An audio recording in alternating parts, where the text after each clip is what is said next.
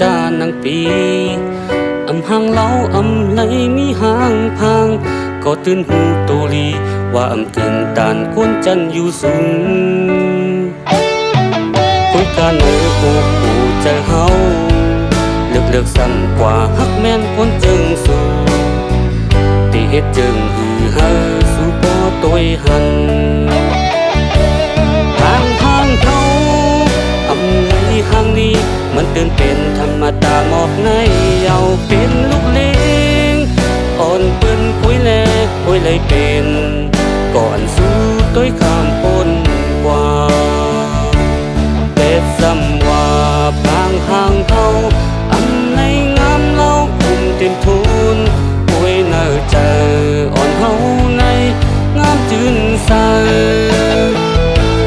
ความลาดอ่อนอำวานหูในก็ตึงอำโมเลนปุยกวนหังนี่เอ้ยถ้าเขาเลยอยู่หือ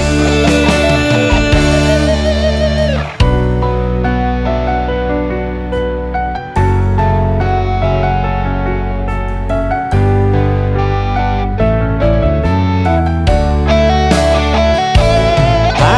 งเขาอำไหลหางนี้มันตื่นเป็นธรรมดาหมอกในเยาเป็นลูกเลี้ยงอ่อนเปิ้นคุยเลยเป็นก่อนสู้ต้อยข้ามปนกว่าเป็ดซ้ำว่าพลางห่างเขาอำในงามเล่าคุมเต็มทุนคุยเนอเจออ่อนเฮาในงามจืนใสความลาดอ่อนอำวานหูในก็ตึงอำโมเลนกุยกวนหังนี่เอ้ยถ้าเขาเลยอยู่หือ